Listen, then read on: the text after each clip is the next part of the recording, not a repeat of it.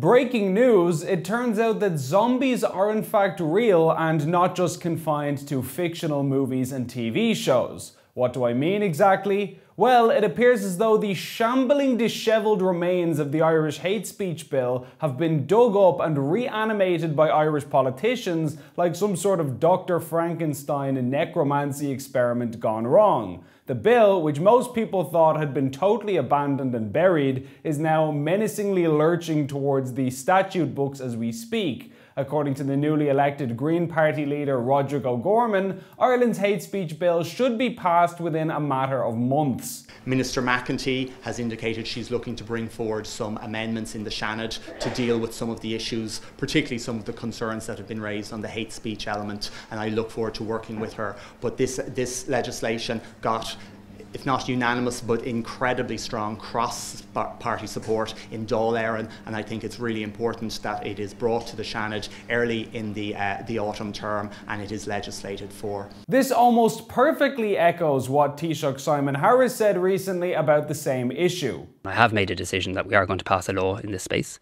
I'm very clear on that. It's a commitment in the programme for government, and I find it a little unusual that all but 13 TDs in Dáil Éireann voted in favour of it, and now some are running around as though they never heard of the bill. So, both Simon Harris and Roderic O'Gorman say that the hate speech bill needs to be passed, and to justify this view, they point to the fact that the bill received nearly unanimous support across most parties in the Dáil, which is, to be fair, absolutely true. It passed by a landslide of 110 votes in favour compared to just 14 TDs who opposed it. So is this argument from the government a good one? Is it the case that just because a lot of TDs voted in favour of the legislation, that means it should be passed into law? Well, no, not really. For example, almost every political party in the state lined up on the side of the family and care referendums, only for the public to comprehensively reject them both.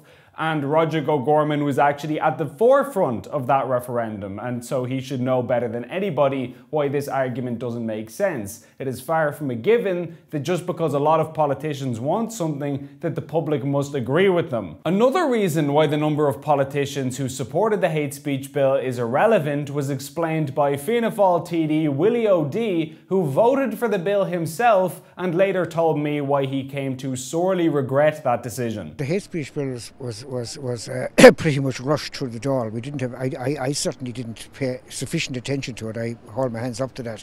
I didn't pay sufficient attention to it until it was brought to my notice. But when I read it, I was absolutely horrified. That's being quite honest about it.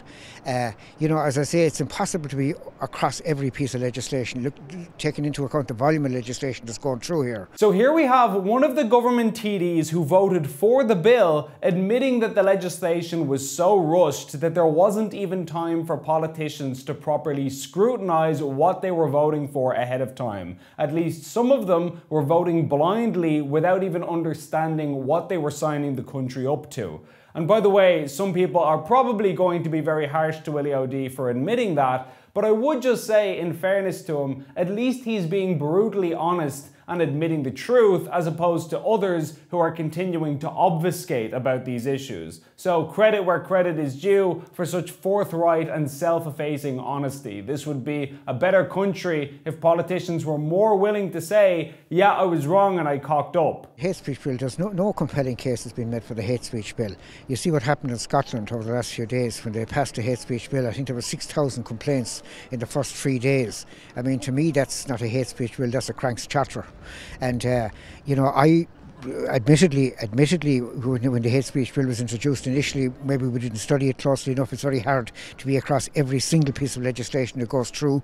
But when the controversy started, when I did study it, I found that, number one, I don't think there's any need for it. I think that the law is sufficient as things stand at the moment, and most of the things that are designated as hate crimes are crimes already anyway. The hate is an extra element, and hate isn't even defined.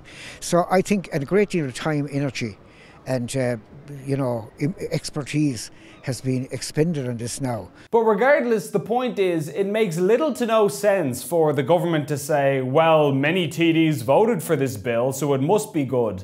if it's also clear that most politicians aren't even familiar with the content of the legislation or what it says. We had Green Party Senator Pauline O'Reilly saying that the bill was about restricting freedom if your words create quote-unquote discomfort. When you think about it, all law, all legislation is about the restriction of freedom. That's exactly what we're doing here, is we are restricting freedom, but we're doing it for the common good.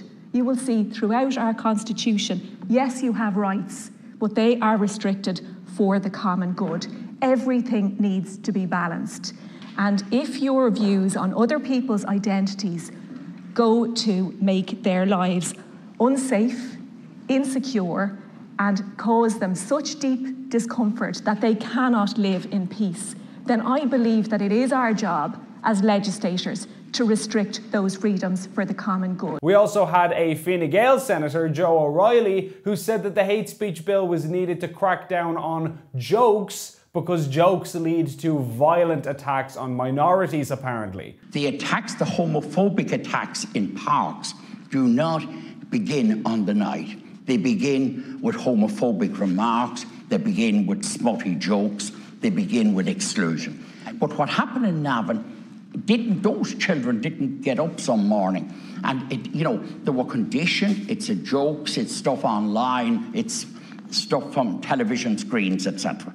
It's a conditioning that brought them to that dreadful position. Yet when I asked then Taoiseach Leo Varadkar about this, he said that the senators were totally wrong and that the bill has nothing to do with any of that. Taoiseach, in the past week, a legislator from your own government has said that the hate speech bill is about restricting freedom if someone's speech creates discomfort, and another implied that the bill was about banning jokes. So are they right, or do they not understand the bill that they're voting on?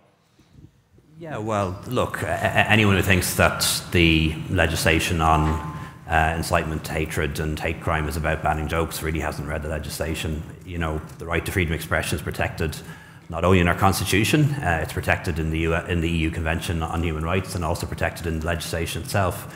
This is about people whose intent is to do harm. So, according to the Taoiseach who introduced this legislation, his own senators hadn't even read the bill that they were debating. And even more ironically, it seems like Varadkar has not read the legislation that he's discussing either, because he claimed that the legislation is about intent.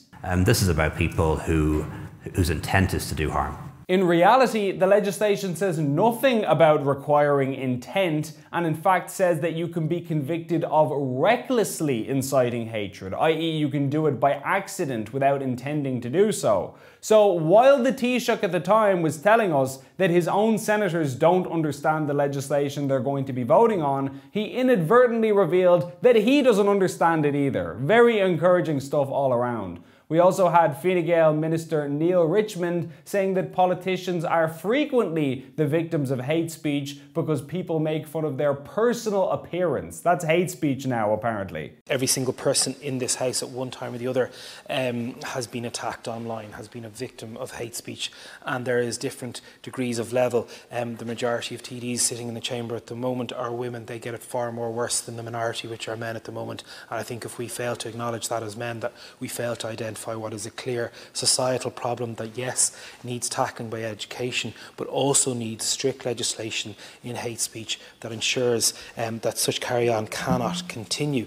We see it regularly when it comes to race, when it comes to religion, when it comes to personal appearance, when it's not just poking fun, where it is directing hate. So it seems like every other politician you ask about this bill has a different perspective on what it's trying to achieve. Politicians are voting for it without reading it. They're claiming it says things it doesn't say. They're claiming it doesn't say things that it does say. And the whole thing is an absolute mess and disaster. So the fact that almost every TD voted for the bill is not just a weak argument for it, it's actually an argument against the legislation because it shows just how little thought went into it. It indicates that everybody just lashed the legislation through haphazardly on a general sort of feel-good progressive vibe without ever looking closely at it or engaging their brains. So if we want to make an argument for going ahead with this thing, we're going to have to do significantly better than that, I'm afraid. So last week I asked Gript premium members to send in their questions, and and I said that I would be answering them at the end of this week's show. So here we have a question from a guy I'm going to call F. I just want to use his initial because I'm not sure if people want me to use their names or not. But this person says, a good leader understands what's going on at ground level. As an ex-soldier, I know that any good senior officer visits the front line and gets a feel for it.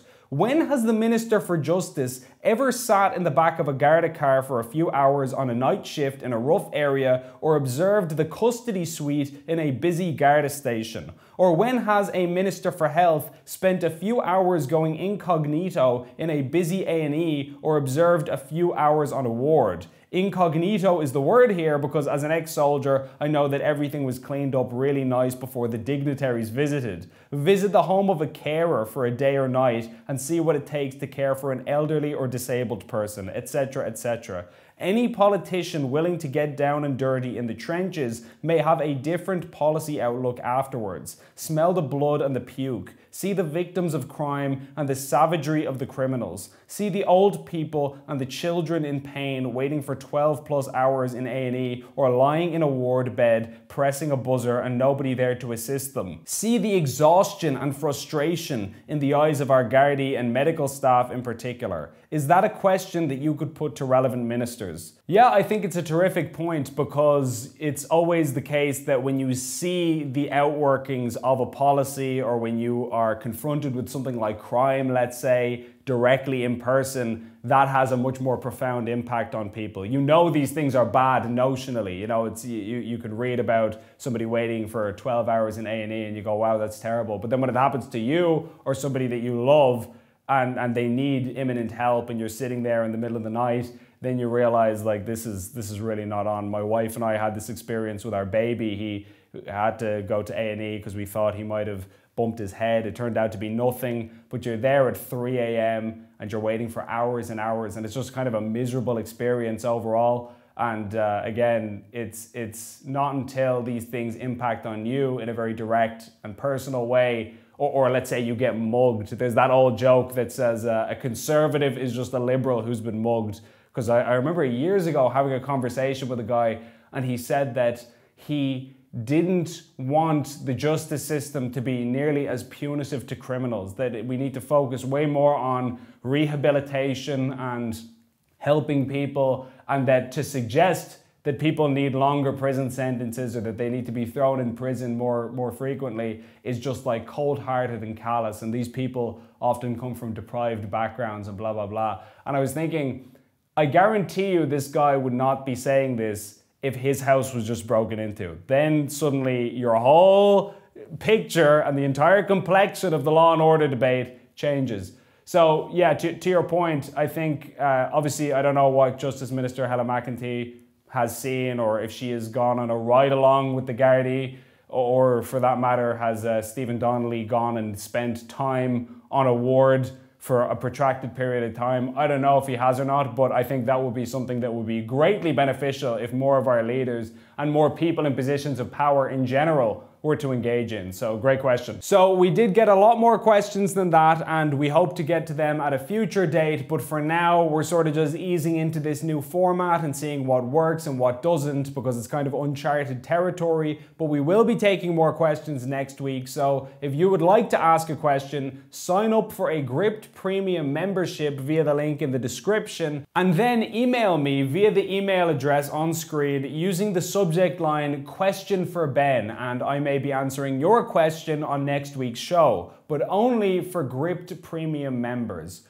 Also for Gript Premium members, you can check out this video where I ask Ireland's Electoral Commission about their plans to research introducing widespread postal voting and non-resident voting into Ireland, as well as lowering the voting age to 16 and a number of other policies. I questioned them on that, and I also asked them about the potential for fraud with some of these measures, but you can only see that video on Gript Premium. So if you don't sign up today, you're missing out. As always, thanks for watching.